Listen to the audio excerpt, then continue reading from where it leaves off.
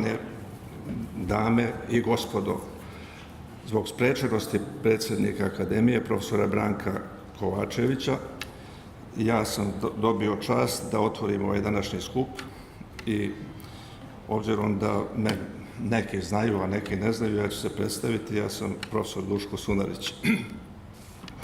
Pre početka ove naše sesije najprije bih izneo nekoliko napomena. Predsjedništvo Akademije inženjerskih nauka Srbije organizuje stalni seminar koji se po pravilu održava jedanput mesečno.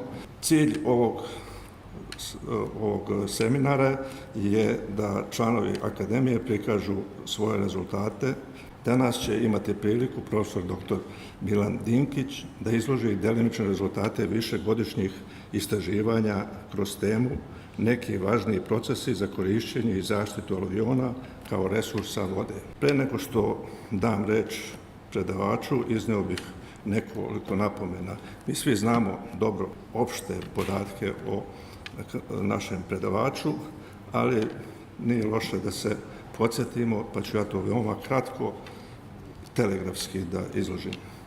Profesor Milan Dinkić je dopisni član Akademije inženjerskih nauka Srbije, rođen je 1953. u Beogradu, diplomirao na Građevinskom fakultetu Univerziteta u Beogradu, a od 2013. je redovni profesor na Fakultetu tehničkih nauka u Novom Sadu.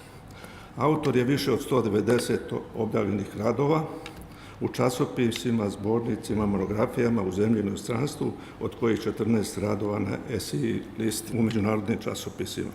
Autor je jedne monografije nacionalnog i koautor monografije međunarodnog značaja. Također je autor ili koautor 13 poglavlja u monografijama. Rezultati tih radova su prema podacima Univerzitetske biblioteke citirani u vodećim međunarodnim časopisima. Po pozivu je održao 21 predavanje na međunarodnim kongresima i skupovima, rukovodio izradom više strateških projekata u Srbiji. Njegova stručna i naučna karijera tesno je vezana sa Institutom za vodoprivredu Jaroslav Černi iz Beograda, u kome od 1978. godine najpre kao istraživač, a kasnije kao rukovodilac učestvuje u izradi brojnih stručnih i naučnih projekata. Osnivač je grupe za zaštitu voda, koja se istakla na polju zaštite i sanacije zagađenih izvorišta podzemnih voda u Srbiji. Godine 1999. izabran je za generalnog direktora instituta i na toj dužnosti se nalazi i danas. U tom periodu institut je primljeno oko 120 mladih inženjera, broj doktora je povećan sa 5 na 15.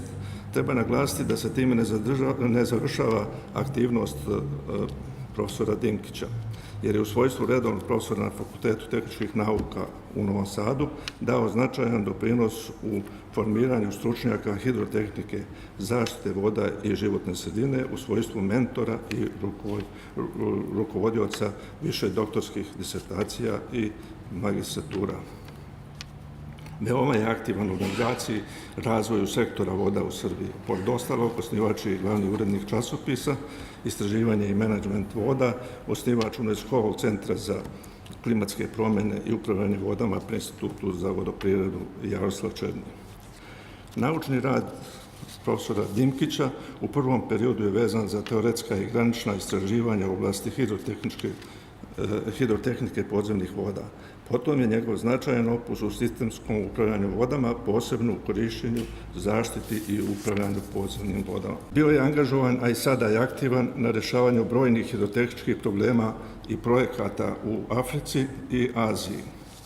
U okviru inženjerske aktivnosti profesor Dinkić je uradio ili je učestvovao u izradi preko 50 studija i ekspertiza za izvođenje 10-ak značajnih vodoprivrednih objekata.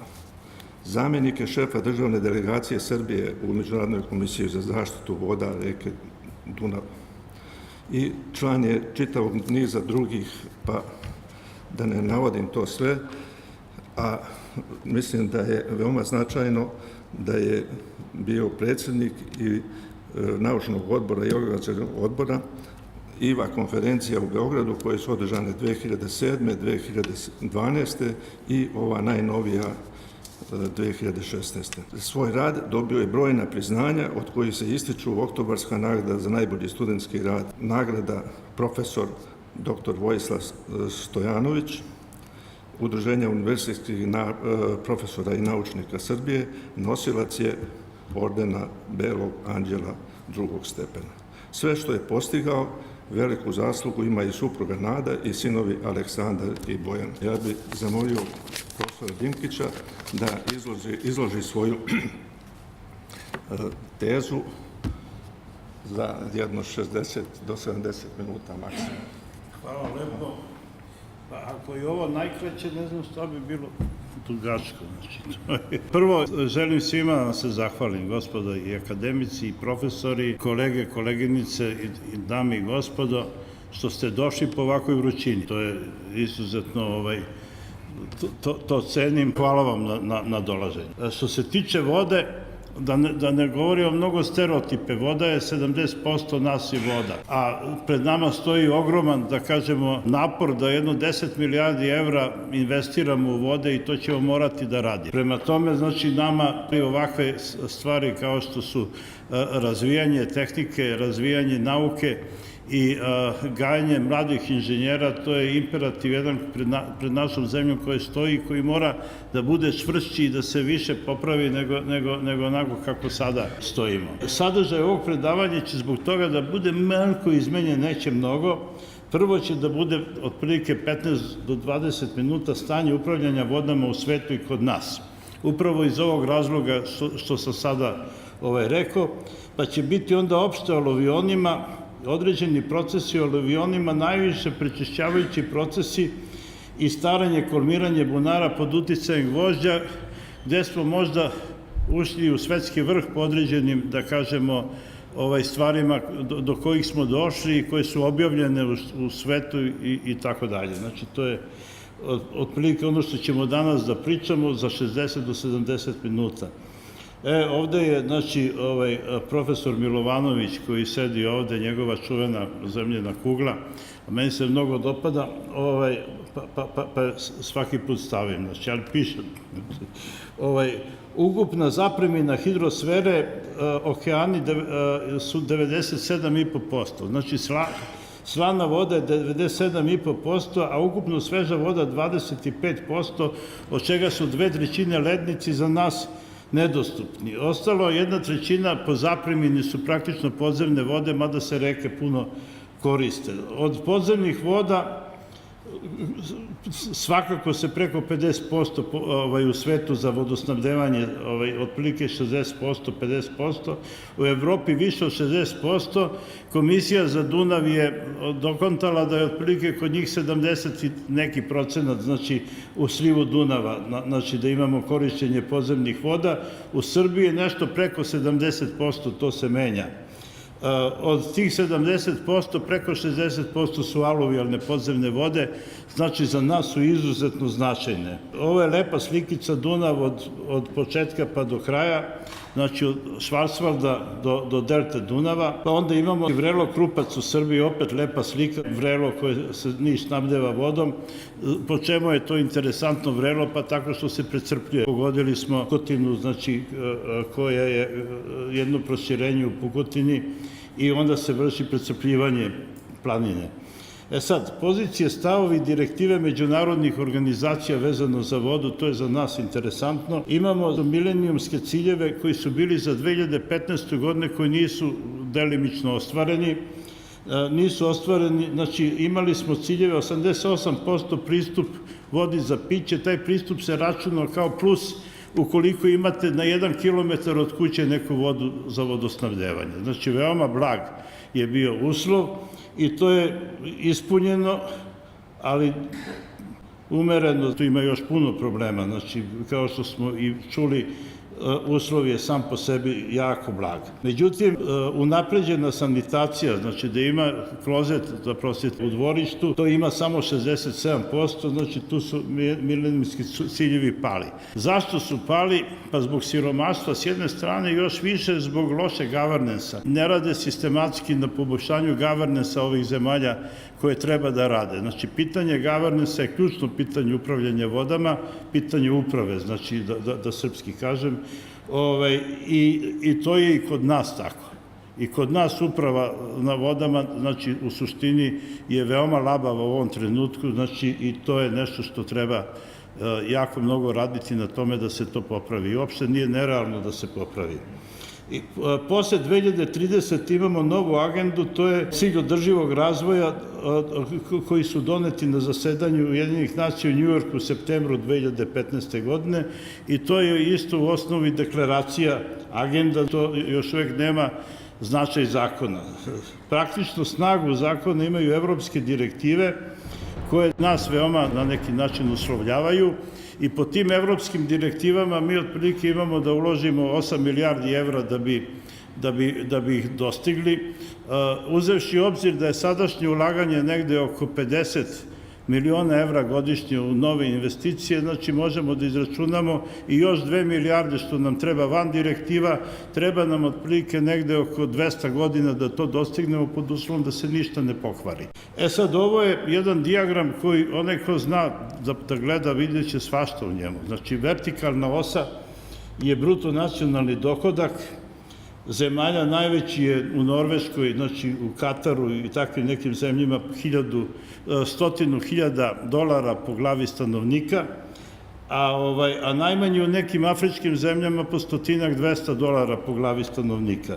Imamo, znači, horizontalnu osu, to je bogatstvo u vodi, obnovljiva količina vode i mi smo po ukupnom bogatstvu, znači nešto oko proseka, nismo baš znamo da nismo baš mnogo bogati, više smo siromašni nego bogati, a što se tiče bogatstva u vodi, nismo tako loši, bolji smo od proseka, međutim treba da znamo da je otprilike 92% naše vode protočno, to je Dunav. 8% je samo domicilna voda, a to praktično znači u slučaju da bilo kakvog poremećaja klime gde će doći problema sa Dunavom, sa Tisom i sa drugim rekama, može da nam se desi da uđemo u suprotstavljanje sa svojim susedima po pitanju voda, bit će u stvari povuci potegni za korišćenje. Uzmite samo Tisu koja ima u malim vodama 135 kubika u sekundi, i uzmite da 20-30% gubitka vode u Tisi usled zagrevanja, što sasvim je moguća pretpostavka u ovom trenutku i nešto više od pretpostavke,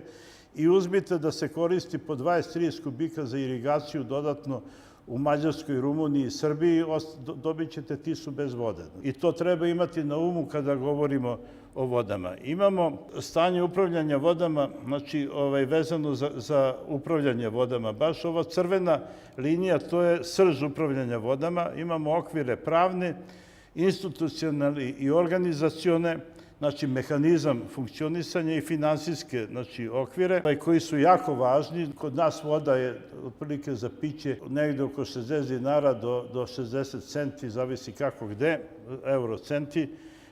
Praktično je realna cena vode oko 140 eurocenti, znači kod nas bi bila. To praktično je nedovoljno. Nemamo nikakvu akumulaciju para za vode, što je veliki minus države, znači takođe. Kapaciteti, upravljanje i planiranje, nauka i obrazovanje, proizvodnje i usluge i investicije. Kako ovo uredimo, tako će nam biti napredovanje u vodama, a vode su jedna od najvažnijih stvari u državi o kojoj treba voditi računa.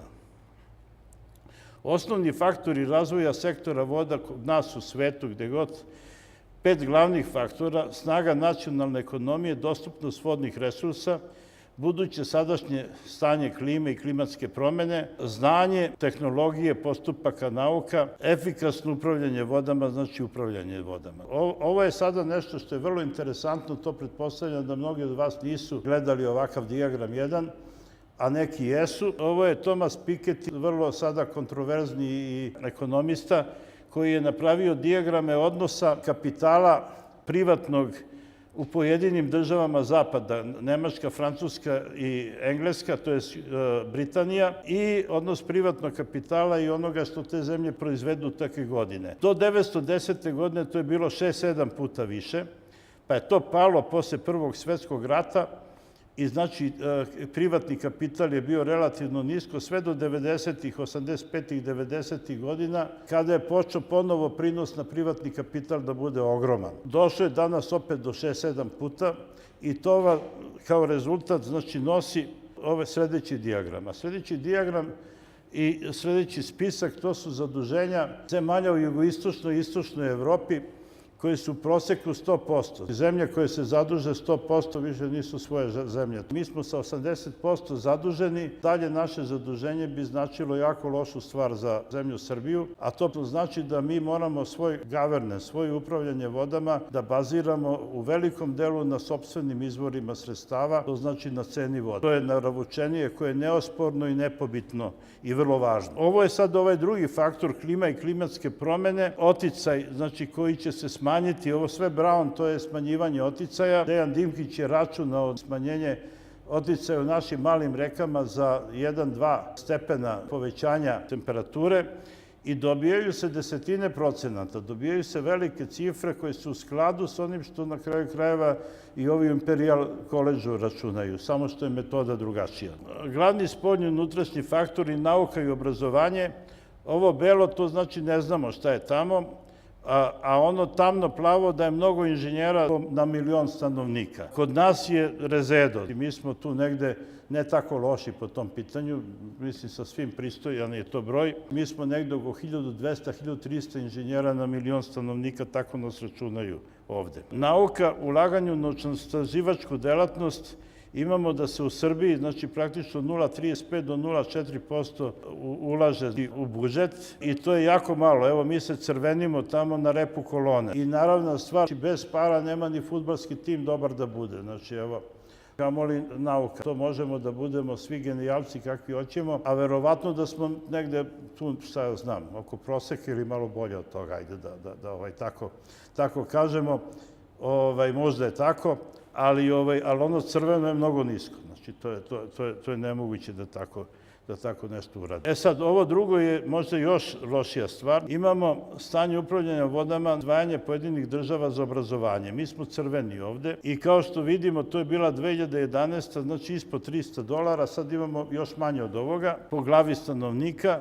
Imamo, znači da, na primjer, Hrvatska je sad, ovde je 600, ove godine sada je oko 700. Prosek Slovenije je preko 1000, a imamo da je prosek Evrope, znači, evo, 1400 skoro Slovenija, a prosek Evropske unije je 1854 dolara po glavi stanovnika, to opet govori šta govori. Mi smo pre 2 godine imali konferenciju Beogradska deklaracija o održivosti sektora voda, i preporuke smo dali, tada tu je bila i Evropska komisija, tu je bila i Evropska akademija nauka, uključena naša akademija nauka. Ovaj čovek koji drži deklaraciju u rukama, to je predsednik koncila UNESCO za vode i mi smo na tom sastanku koji je bio izuzetno jak i sadržajan, doneseno je nešto što ću ja ipak pročitati, može da deluje da je to prosta stvar i ne tako važna, ali je važna. Preporuke za zemlje u tranziciji, za zemlje u razvoju siromašne zemlje. Adekvatna ravnoteža između centralizovanog i decentralizovanog upravljanja vodama, jer mora da postoje prioritete. Ako imaju prioriteti, mora bude i određene centralizacije. A mora bude decentralizovana zato što na terenu znaju da vode šta treba da vode. Ali međutim, kod nas to ne može da bude da svaka opština može da da upravljanje vodama zato što svaka opština nema ni inženjera koji to može da radi. 40% opština nemaju inženjere, znate. Mislim, to tako da oni mogu da iskažu želju i potrebu za nečim, međutim, suštinski da vode ovako jednu stvar ne mogu. Mora biti adekvatna ravnoteža između centralizovanog i decentralizovanog upravljanja, odgovarajući kapaciteti fokusnih tačaka upravljanja, centralna i periferna administracija, obrazovanje pravnog okvira koji bi omogućio uspešan i održiv razvoj zemlje, što se radi, adekvatno finansiranje svih elemenata upravljanja vodama, odgovarajuće cena vode, porezi, budžet itd., akumulacija sredstava radi realizacije kapitalnih projekata, fond za vodu, banka za vodu i sl., jasan plan određivanja etapa, ciljeva i prioriteta, održavanje i unapređenje naučnih i stručnih institucija i kapaciteta. Ovo je naročito značajno i bitno za fakultete i za institute. Ja bih samo istakao da u oblasti voda, na primjer, imate veliki Vituk ki je propao i zatvoren je u Mađarskoj, to je bio jedan od najvećih evropskih instituta. Institut za vodu Slovenije je zatvoren, propao. Institut za vodu Bugarske je prodat da bi bio parking u Sofiji. Ovo je 7. svetski forum voda. Suštinski je ovo ponovljeno što smo radili, znači jačanje države i državne sposobnosti da upravlja vodama. U Njujoršku deklaraciju, u Njujoršku agendu su rezultati ovoga što smo mi tamo radili. Sad, zemlja Srbija, ukupno potrebne investicije 10 milijardi evra, sadašnji godišnji bruto nacionalni dohodak je otprilike 34 milijarde evra, trenutni godišnji budžet voda oko 300 miliona evra, nije 350, a ono što je stvarno potrebno da bi išlo kako treba, negde oko 1.000 miliona evra. To praktično znači povećanje cene vode na otprilike realnu cenu, značilo bi za porodicu jednu da daje 2.000 dinara za vodu, a za celokupan sistem bi značilo da bude samoodrživ. Mislim da je to sasvim realno i to treba svi inženjeri i svi profesori da se zalažu za takvu jednu stvar. Potrebne su kapitalne promene u upravljanju vodama, to je više nego jasno.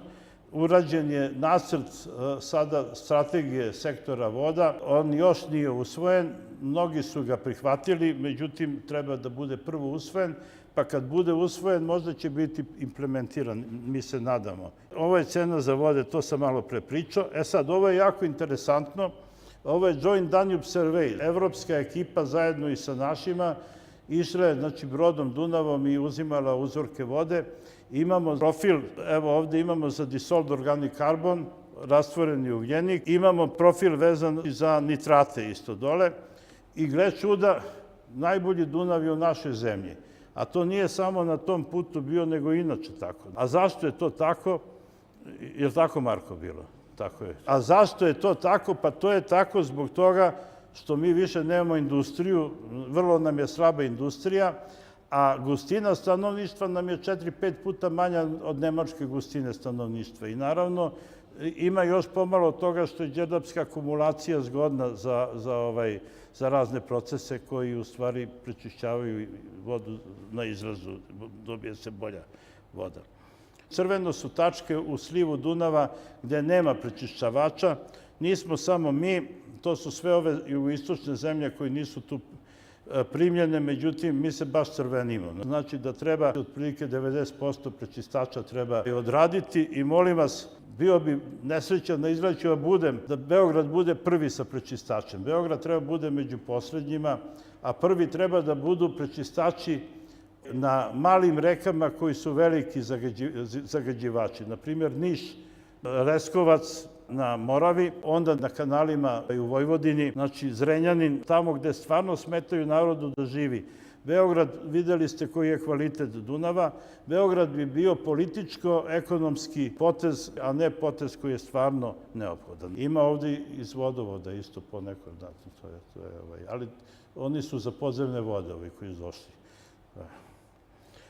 Stanje upravljanja vodama kod nas, pitanje zaštite od poplava oko 1000 milijardi treba uložiti ukupno, odnosno 1 milijarda evra, izvinite. Evo, ovo su neke slike. Imamo ispravnost vode za piće. Zeleno je ispravno, sivo je ne znamo kako je, nema podataka, a brown i ovo drugo, znači svetlije brown, to je da ponešto fali u tom kvalitetu. To što fali u kvalitetu neki put onako nije baš tako strašno, ali jednostavno nije voda ispravna. Strategija upravljanja vodama u Republici Srbiji, uspostavljanje sistema uprave na vodama, kapaciteta i funkcija koje omogućavaju uspešno rešavanje problema i postizanje ciljeva. To je najvažnije. Stalno se mi svodimo na to koji nasip treba uraditi, koje izvorište, ne znam šta, znači ovo ili ono, i sad neko nam je dao pare, pa je to neko i došao pa uradio.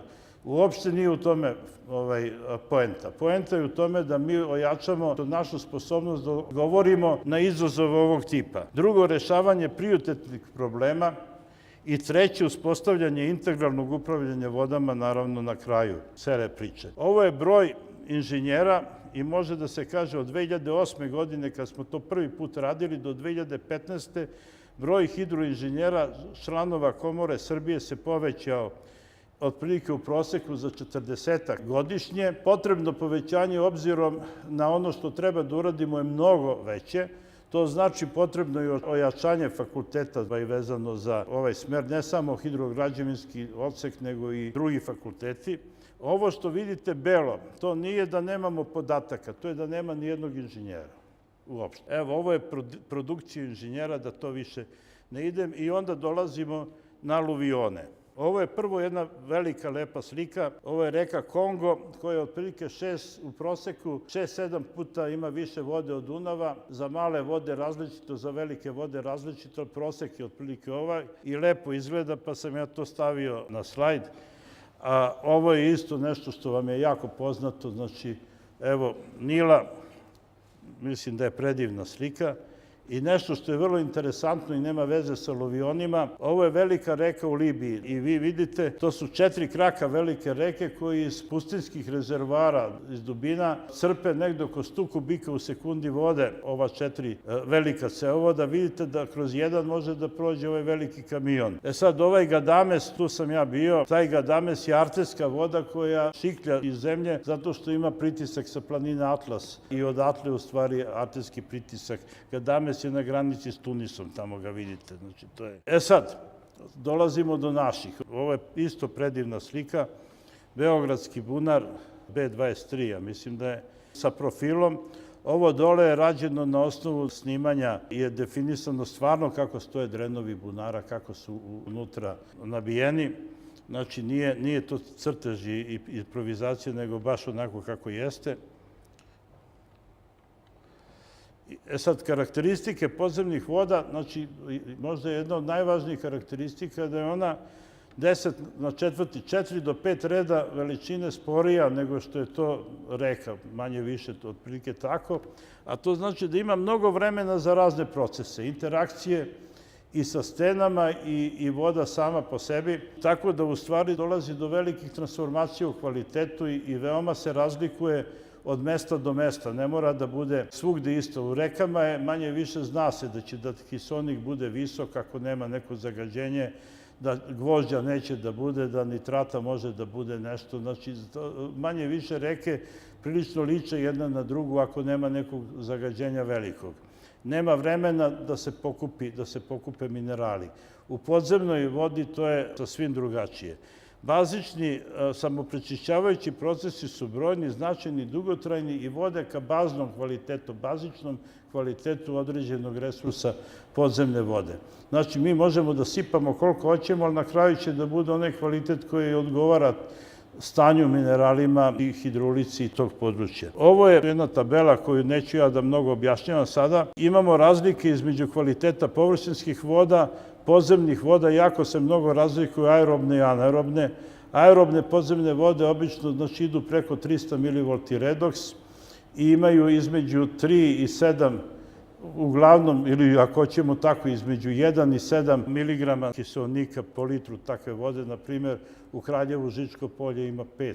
Onda Medijana u Nišu ima otprilike 6 čak miligrama kiseonika. To je dosta visoko. Sava uzvodno od Beograda počinje da u Hrvatskoj ima između 1, u Sloveniji dolazi čak do 7 mg. Kako idete uzbrdo, sve ima više i više kiseonika. To je normalno, sa tim u vezi i nitrati, sadržaj gvožđa, ima ga u anaerobnim vodama, nema ga u aerobnim vodama i tako dalje. Ovo je sad zanimljiva slika. Imamo jedan uzdužan profil aluviona koji kaže sledeće. Uzvodno, znači u gornjem rečnom toku, imamo uglavnom krup materijal zavisno od energije toka i samim imamo uglavnom aerobne uslove. O čemu se radi? Znači, nije samo organska materija ta koja troši kiseonik.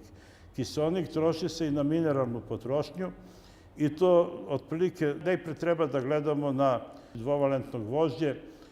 Pirit je krivac, ali nije samo pirit i drugi, znači minerali gvožđevi, i oni se vezuju za sitne čestice. Sitne čestice se istaložavaju u donjem delu toka, tako da donji deo tokova velikih reka uglavnom su anaerobne podzemne vode. Nije samo zbog organske materije, nego i zbog minerala. Tu i tamo se stidljivo u svetskoj literaturi provlači, a provlači se, ali zaista stidljivo. Znači, to je otprilike tako. Ovo su sada delovi Save, plavo gde imate od 3 do 7 mg kiseonika, suboksično-oksični uslovi oko 1 mg i malo manje i suboksični uslovi, u Beogradu je prosek sadržaja kiseonika oko 0,15 mg, ima i sa 0, ima i sa 0,5-0,6 mg kiseonika u nekim bunarima, pa i 1 mg u nekim bunarima.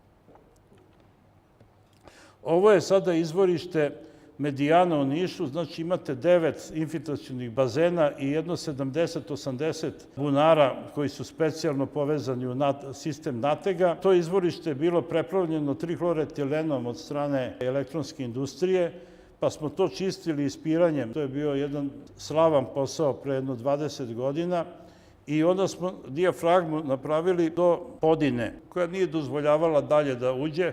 Dan danas to izvorište daje perfektnu vodu. To je ovako, se pohvalimo. A ovo zašto je ovde unutra, to je drugo nešto. Te 1993. godine izdašnost izvorišta bila oko 300 litara u sekundi. I mi smo se čudili zašto nije više, kako piezometri imaju daleko niži nivo u njima nego u samim jezercima i u čemu je bio tu problem. Problem je bio što je kalkritski sloj bio na 1 metar ispod dna bazena i kad vi uklonite taj sloj, a uklonili smo, prvo smo morali da nađemo da je to na celom izvorištu tako. Ne na nekom lokalitetu, nego na celom. Taj sloj je bio debeo negde 20-30 cm. Kao lag beton, tako je to izgledalo. Mogli smo da ga otkopamo. Nije bilo bušenje, pa vi razvrnete sve ono dok bušite, pa ništa ne vidite. Odnosno ne vide dovoljno, nego smo kopali pa smo videli da je to baš tako i onda smo polomili ovaj sloj i iznali, znači ovo su delovi toga i onda smo udvostručili kapacitet tog izvorišta. Toga ima kalkrita i na drugim mestima kod nas. Afrika je puna kalkrita, zato što ima puno isparavanja i ume da bude vlažna klima i kod nas u pojedinim periodima to je otprilike bilo tako i to je sada posao za geologe da se to malo bolje osvetli. Ali je mnogo važno. Zašto je važno?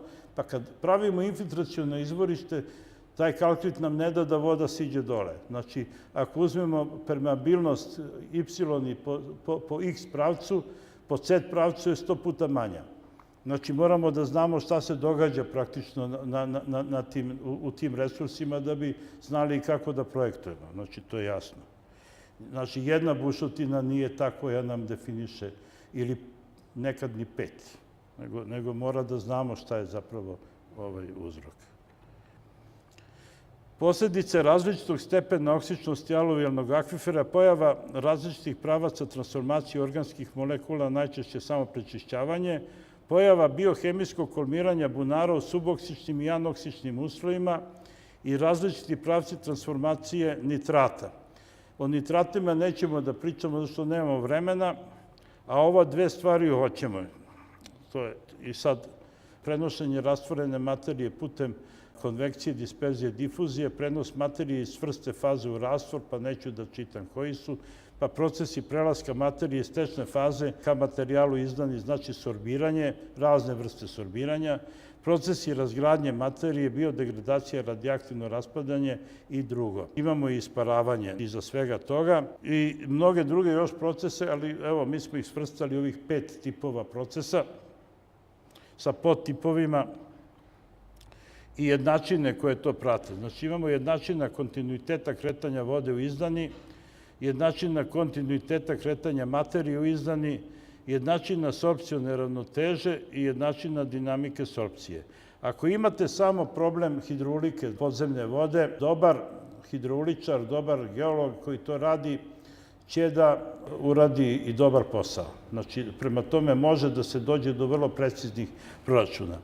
Ako govorimo sad o transportu materije, to je već mnogo više triki, međutim, isto tako proračuni imaju svoga smisla, naročito ukoliko imamo permanentno zagađenje, mi jurimo onda sorpciju i degradaciju. A ukoliko imamo akcidentne slučajeve, tada jurimo disperziju i sorpciju, pa i degradaciju. Međutim, tad nećemo da stignemo da izračunamo, bolje nam je da radimo na pamet. Vrlo često, ajde uporedo neki računa. A što se tiče formiranja izvorišta, to je račun dragocen i bio razgradnja, znači oksidacija materije je dragocena da se uzme u obzir i tu treba da bude jako dobro obrazovan i pametan taj koji to radi, inače će da ode u šrek. Znači to je a ako radi kvalitetno, onda je to koristan posao.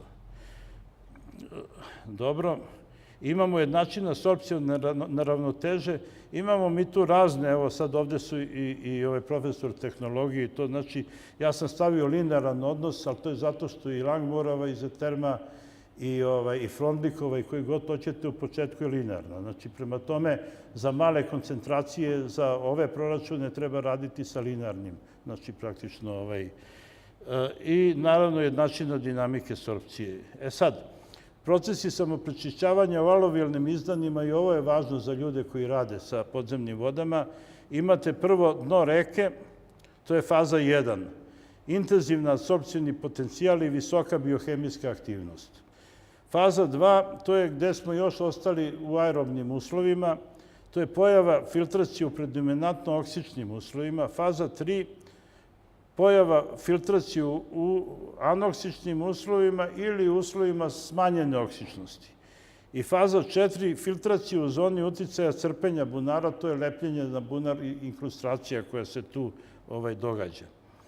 Ovo je sad samo pokazatelj kad imamo permanentan ulaz materije, da u suštini različiti tipovi materije različito reaguju i kad mi računamo jedno izvorište, treba da računamo sa karakterističnim materijama da bi formirali liniju tretmana koja uzima u obzir i filtraciju kroz podzemlje. Znači da karakteristična materija može da bude ona koja je najpokretljivija, može da bude ona koja je najtoksičnija i može da bude neka koja je karakteristična za tu oblast, znači o kojoj radimo. Ovo je vrlo važno, znači za ove koji računaju zaštitne zone izvorišta. Ovo bi trebalo bude zakon, ovo što sam sad ispričao, znači da mora praktično na nekoliko karakterističnih materija da se računa i u posledice određivanja zaštitnih zona ovakve ili onakve. Ovo je sada sudbina koncentracija materije unete u podzemnu vodu, slučaj paketnog unosa. Obzirom na različite osobine materija, može da se ovde u stvari želi da kaže, onaj koji je to crto, da jedna nedovoljan broj analiza nam u stvari može da nas zavara i da nam da pogrešne karakteristike materije o kojoj se radi. Jedna materija može da bude proglašena da su njene osobine, na primjer, sorpcija i ne znam ni ja šta, a da u stvari to bude tek nadolazeći talas neke materije koje ima sasvim druge osobine. Sad, ovo je opet jako zanimljiva i lepa slika. Ovo je od 1995. godine rađeno za beogradsko izvorište potrošnje kalijum permanganata u reci Savi i u sirovoj vodi bunara. I vi vidite da je prvo u sirovoj vodi bunara mnogo manja nego u Savi, naročito ranije, znači da se mnogo prečišćavalo, obzirom da je bilo mnogo organskog zagađenja. To je prva stvar. Drugo, od 90. do 95. imate veliki pad potrošnje kalijum permanganata, a odgovor na to je pad industrije, to je rat. Ovo je predivna slika, ovo je rastvoren organski ugljenik u vodi, ovo crveno, to je sirova voda, to su bunari, a plavo, to je Sava. Evo, to je jako ubedljiva slika, jako dobra slika, znači to dobro je da se pogleda. Sad, procesi samoprečišćavanja, analiza kvaliteta površinske podzemne vode u Srbiji od 2009. do 2014. godine. Uporedo su analizirane vode reka velikih i voda, znači bunara pored reka. I to je rađeno, eto vidite, 5-6 godina i 2015. godine je to rađeno isto. I rezultat je vezano za kako se zove, za farmaceutike. Posebni farmaceutici su ovde nacrtani, mnogi se uopšte ne javljaju, tako da su ovde uzeti određeni karakteristični farmaceutici. U aluvionu Dunava, u Dunavu crveno je reka. U Dunavu ima mnogo više nego u Savi, a u podzemnoj vodi Dunava ima više nego u podzemnoj vodi Save, gde praktično i nemamo, sem karbamazepina, u vodama beogradskog izvorišta nema farmaceutika. To mogu da kažem vrlo jasno. I to je posljedica toga što Beogradsko izvorište ima horizontalne drenove koji su na dnu aluviona.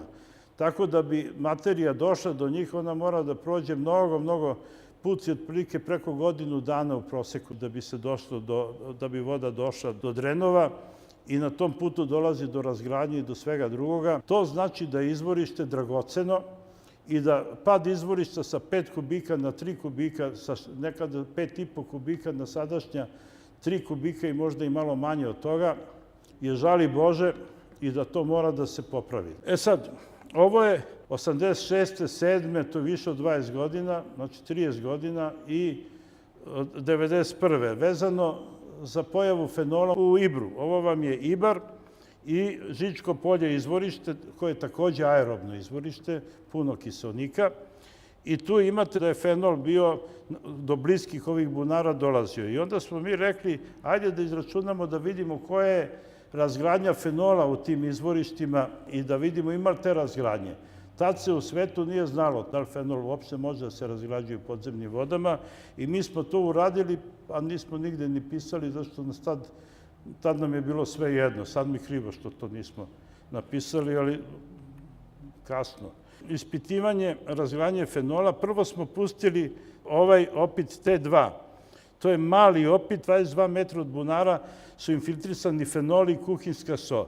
A onaj drugi je veliki opit koji ću da vam pokažem. Tu smo ubacivali kuhinjsku so i fenol i puštali ih da se filtriraju, to je strka da bude podzemna. I oni su stigli za grudi isto. Kako kuhinjska so, tako i fenol. I mi smo izveli zaključak da fenol se tu nije sorbirao ništa. Kada smo taj zaključak dobili, onda smo napravili jedan dipol u podzemlju i ubacivali smo vodu u smeru struje vodene dole podzemne. Crpili smo iz onog bunara B2. Na taj način se oformi dipol. Dipol, eto, matematiku koju je upamtio, zna da je dipol ograničeno telo i da praktično se ne meša sa drugom vodom. I onda smo mi kao u veš mašinu sipali u to opet kuhinjsku so sa fenolom, ali smo pustili da se to krčka mesec i po dana. I onda smo mogli da pratimo razgradnju fenola i utvrdili smo da prilike za nekoliko dana dolazi do polu razgradnje fenola, znači u takvim uslovima, pod uslovom da stavite ispod 100 mg fenola, ne sme da bude mnogo veća koncentracija, ali neće moći da se tako razgradi. 20-30 mg otprilike ono hoće da se razgradi ovako kao što sam sada rekao. I drugo, ono gore, to je još lepše, znači tada smo već mogli da uradimo na gasno-masenom intermedijare i dobili smo intermedijare koji se javljaju posle nekoliko sata. Sad, ovo je bilo vezano za transformaciju kvaliteta. Zašto je to važno? Pa mi imamo u našim pravilnicima da 40 dana treba da bude najmanje put vode od mesta zaštite neposredne, to je ove uže zone zaštite, pa do bunara. U suštini to je dovoljno vreme da se bakterije patogene izumru. 60 dana je dovoljno vreme za viruse. Pogrešio sam, 50 dana je u zakonu. A mi mislimo da treba da bude više od tih 50 dana, zato što imamo heterogenosti sredine i neki delovi brže voda prolazi kroz njih i tako dalje. Znači, u principu treba bude nešto više od toga, to je sasvim sigurno, međutim u zakonu tako piše. Sad, pitanje poznavanja ovih procesa i prečišćavanja je kapitalno i mislim da bi u školama to trebalo da se uči ne samo na geologiji više nego što se sada uči, znači više nego što se sada uči i treći put više nego što se sada uči, a na građevini treba nešto da se uči od ovoga i na drugim fakultetima također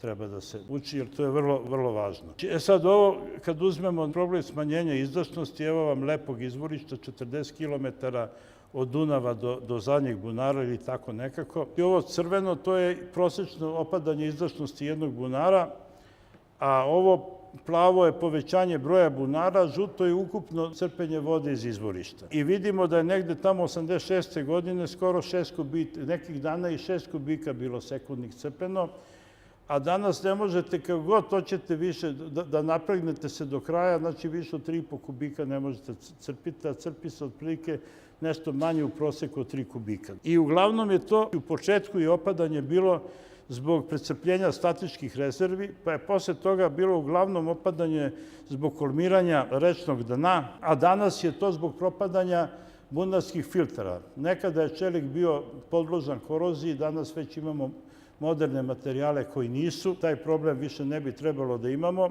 ali stari bunari i korodiraju, ali se i inkrustriraju, i jedno i drugo. I mi otprilike imamo gubitak od 150 litara sekundnih godišnje, što je veliki materijalni gubitak i još veća šteta, obzirom kad se setimo da nema farmaceutika u vodi. Znate, i ja to opet hoću visoko C, pa da kažem koliko poštujete narod, toliko poštujete to izvorište.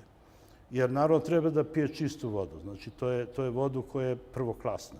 Znači, a to u stvari znači zanemariti izvorište, znači zanemariti potrebe naroda. Znači, to je, evo, visoko C, jer svako, znači, ovo je baš parola bila, ali je mnogo istinito, znači, to je ovo su dva bunara, bunar sa dugotrajnom stabilnim protokom, to je ovaj bunar RB4 i nije samo on, ima više tih bunara, RB23, RB21, još neki bunari. Imate bunare koji brzo im opada, znači, izdašnost i brzo dolazi do inkrustacije tih bunara, znači, pa onda ih regenerišemo, pa onda je malo manja izdašnost, pa opet brzo opadne i onda je to vrlo važno kako ćemo mi održavati izvorište. Ovo je kako izgleda dren kad se slika iznutra, jedan solidno inkrustirani dren i bakterije koje to rade. I ovo sada je jedan red bunara koji je interesantan na beogradskom izvorištu, a evo po čemu. Zato što je jedan deo tih bunara, ako uzmemo ovo zeleno, veliki je prečnik zrna D50 granulometrijski gledano. Samim tim smo dobili da nema mnogo gvožđa, ono čemu smo malo pregledali, ali imamo i da je redoks potencijal visok na tim bunarima i samim tim ti bunari su izdašni. Ide visok redoks, krupna granulometrija, malo gvožđa ili ni malo i visoka izdašnost bunara i to je pravilo koje tu važi. Iza toga sledi razmatranje koje je tražilo da to pravilo mi dobijemo i, kako kažemo, neki zakon koji bi mogo inženjerima da možda posluži. I ovo su mesta gde su ispitivano. Broj 1 Beograd, broj 4 Kovin Dubavac, broj 2 Ključ Požarevac, izvorište Požarevca, broj 3 drenažni sistem Knićanin Čenta i broj 5, čito sam naopako sve, ali nema veze, Veliko Gradište. To je 5-6 godina, znači praćeno i više. Faze filtracije vode od reke ka bunaru, obalska filtracija, način na koji ide anaerobnost. O2 prvi oksidiše organsku materiju, to je aerobna sredina. Pa onda dolazi NO3, to je blago anoksično, znači, odnosno suboksična sredina. Pa onda dolazi mangan 4+, ide u mangan 2+, pa gvožđe 3+, ide u gvožđe 2+, to su već dosta niski redoksi. I SO4 ide do sulfida. To je isto još niže, znači tako, i na kraju metanogeneza. Sad, to je ono što smo pričali o piritu, ovim drugim mineralima koji su za to odgovorni i o fazama filtracije 1, 2, 3 i 4. Ovo je sad to samo lepše nacrtano i nacrtano je lepo tamo Brown kako se uhvatili minerali na ovome. Sad, staranje bunara pod uticajem gvožđa, to počinje sada direktno procesi. Imamo dvovalentno gvožđe, prelazi u trovalentno zbog razlike u redoksima na filtru. Stari majstori su pričali samo kod projekta bunara o tome na koji način da održe stabilnost filtra. To su čuveni Zihard, Abramov, pa ajde Pjetrarov da uđe u njih, ovaj Kovač možda ne bi trebao, Gavrilko, Aleksejev, to su stari majstori vezani za to. A imamo kriterijum baziran na hemijskim starenju, to su Langelier i Rizner, oni su isto prilično stari, i biohemijski, to je počela od Ruskinje Dubinjine, a onda su to radili puno Amerikanci, Kulimor, Mensa i Hauben, međutim nisu povezivali otpore koji su se na filtru formirali, nego su samo pričali o procesima, a ne o kvantifikaciji tih procesa i otporima. Dolazimo do toga da imamo i kvantifikaciju tih procesa, a to znači piezometar pored drena, dobijamo koliki je piezometarski nivo izvan drena i u drenu ta razlika je delta S, podeljena sa brzinom ulaska vode u dren, daje lokalni hidrolički otpor. To je novo definisana veličina koja posle služi zarad ovoga što sam malo pre rekao. Pa taj otpor postaje vremenom sve veći što se više lepi za zid bunara, pa još veći i na kraju mi taj bunar ne možemo više da koristimo i smanjujemo kapacitet i na kraju ga ili batalimo ili radimo nove drenove ili vršimo regeneraciju pa nam ona nekad uspeva, a na kraju nam i ne uspeva. I onda smo došli do kinetike lokalnih hidroličkih otpora. Lokalni hidrolički otpor ima dimenziju vremena, a kinetika lokalnih hidroličkih otpora ima bezdimenzionalnu vrednost. To znači, ukoliko ja želim da meni bunar Beogradskog izvorišta ne izgubi na hidroličkom pritisku ispred drena, iza drena i u drenu više od, na primjer, 30 cm, ja ću da definišem ovako kritičnu brzinu i onda ću da sa tom kritičnom brzinom postignem da gubitak na piezometrskom nivou bude manji od onoga što sam zadao.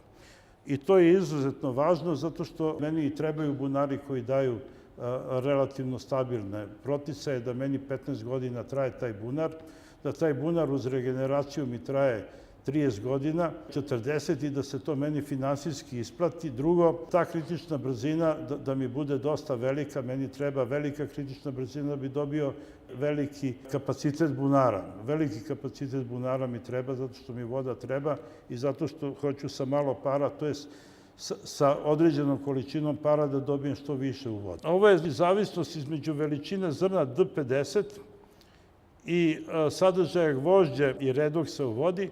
To će da kaže, pošto postoji određena zavisnost, naročito kad uzmete nove bunare. Ovo su svi bunari i stari i novi, pa tu je malo nekad i teže videti, ali se vidi. Da možete da svedete sve ove parametre suštinski na dva parametra. Zavisnost kritične brzine od sadržaja gvožđa u vodi i od redoks potencijala i donekle granulometrije. I mi smo to uradili.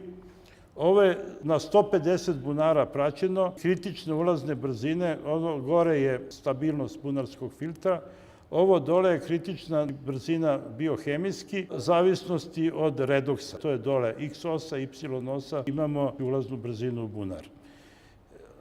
To kad napišete elegantno, kad to grupišete malo one rezultate, to izgleda ovako. Plavo je biohemijski, crveno je preko filtracije i kad dole pogledate isto tako, ovo je mnogo lepo ovo dole. Brown, to su sadržaji gvožđa u vodi i vi vidite da od redoksa od otprilike 150-200 počinje visoki sadržaj gvožđa u vodi, da redoksi koji su preko 200 sadržaj gvožđa u vodi su relativno vrlo niski ili ih skoro da i nema ili nema.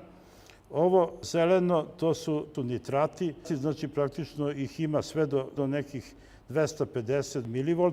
Iza toga nitrati se smanjuju zato što oni stvari su oksidans u procesima biohemijskih.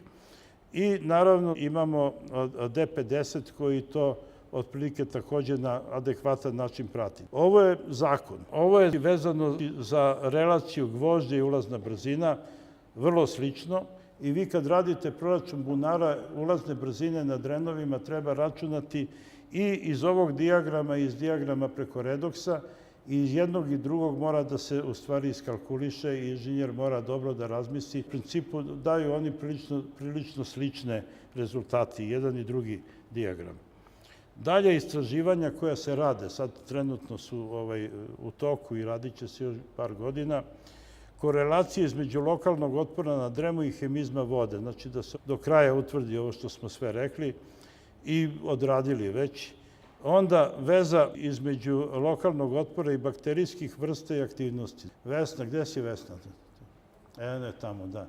Ona radi sada vrste bakterija za određene stepene aerobnosti, to je anaerobnosti u bunarima, i to sarađuje sa našim fakultetom za mikrobiologiju i sa Korejskim institutom koji radi direktno analize bakterija, među prvima u svetu. To je jedan deo i drugi deo je vrste unutrašnjih inkrustacija, koji mineralni sastav i onoga što se inkrustrira. Znači šta se to zapravo inkrustriralo, obzirom na ove bakterije i obzirom na ove otpore koji su se napravili.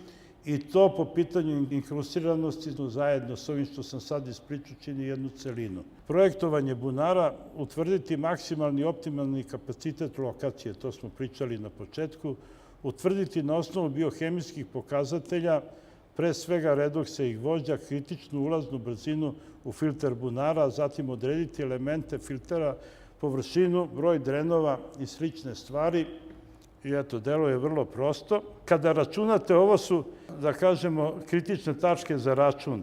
Prvo, koliko vode prolazi kroz dno reke, to pametan inženjer mora da postavi prvo merne tačke, piezometre, da lepo može da to izračuna. Drugo, odnos između Kx, odnosno Ky i Kz, a to praktično znači koji su to horizontalni slojevi koji nam smetaju i kako nam smetaju, i da izračuna, znači, ukupan kapacitet tog bunara. Kad izračuna kapacitet, mora da vidi ulazne brzine u drenove. Kad je dobio ulazne brzine u drenova, mora vidi koliko drenova i kolika je površina drenova.